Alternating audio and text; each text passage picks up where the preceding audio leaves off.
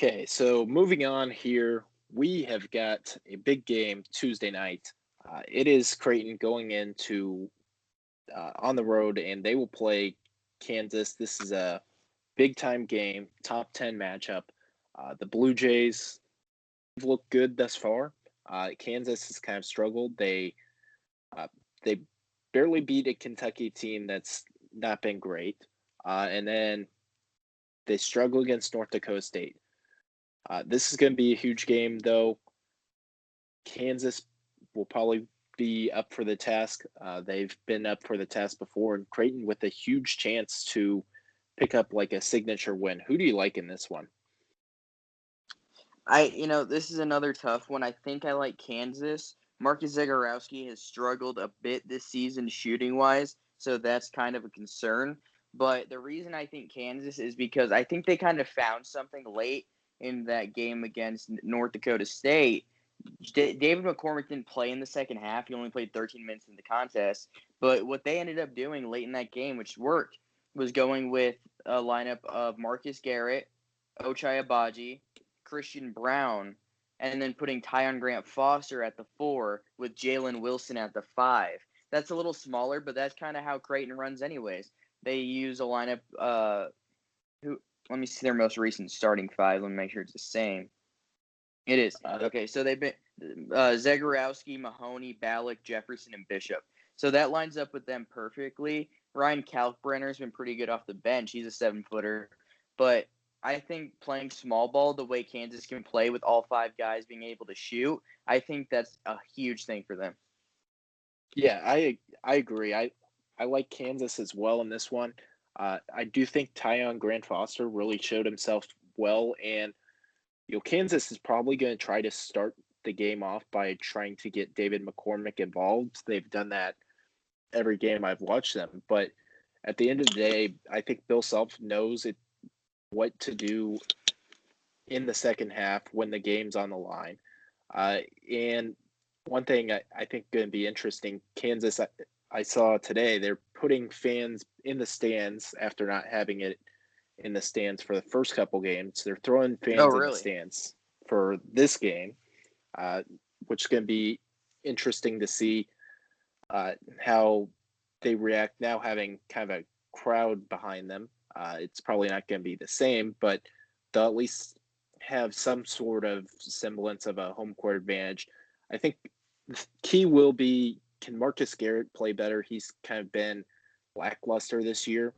He, as much as like you need him a little bit offensively, I think defensively he needs to, I think, shut down Marcus Zagorowski, keep Marcus Zagorowski on a cold streak. And if he can do that, that's, shutting down the best player on Creighton. That's where I think Kansas really gets into a, matchup advantage where I think the rest of the lineup, 2 through 5, you take out Garrett, you take out Zagorowski. I think Kansas has the advantage everywhere else. I think Agbaji's a little bit better player than Mitch Ballack. I think Wilson's really shown himself to be good. Christian Brown had a 30-point outburst, has kind of struggled since, but I think he's overall a really good player. And, Tyon Grant Foster, DeJuan Harris, like those are good players. I like Kansas to win this game, especially playing at home, although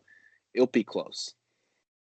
Yeah, Creighton's really good too, but I think at the end of the day, Kansas, their versatility, their defense, I just think overall they're a better team. They're at home. I want to see them run with that starting 5 I said before for most of the game. David McCormick just doesn't have it right now. Yeah, we'll see if he maybe at some point does have it, but certainly right now he just doesn't look like he's the same type of player. And maybe he'll figure it out at some point, but right now I think a big top 10 matchup like this, you gotta go with what's working, and I don't think David McCormick is. Yeah, definitely. I mean, I thought he would be pretty good this year, but I was wrong.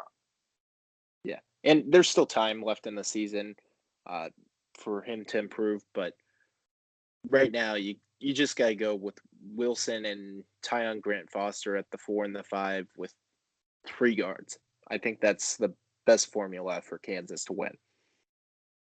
Yeah, for sure. I just think that the versatility that lineup gives you of putting Wilson at the 5 and Grant Foster at the 4. I mean, watching that North Dakota State game, they don't win that game if it's not for Ty and Grant Foster's 2 late block shots. They would have been upset in a bye game. They paid North Dakota State to go beat them, essentially, is what would have happened there.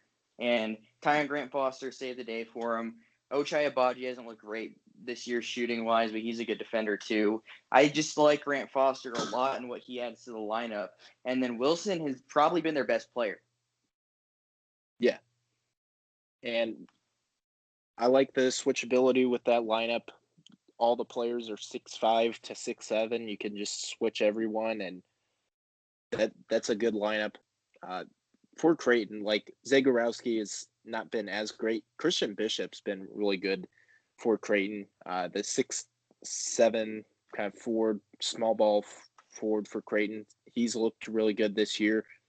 We know what Mitch Ballock can do. He can just shoot it with the best of them. Career over 40% shooter for his career, shooting 29% this year. So maybe some positive regression going for Ballock. Some positive regression going for Zagorowski could take place. Denzel Mahoney, certainly a good player. Damian Jefferson. I like that starting 5 with Bishop, Zagorowski, Mahoney, Jefferson, and Ballock. And then like Antoine Jones has been decent inside for Creighton. Ryan Kalkbrenner has been good. Like Sharif Mitchell, Jacob Epperson have been decent. This is a good Creighton team that certainly has the ability to go in and win that game. We'll just see if they can execute. Yeah, it'll be a fun one. Definitely.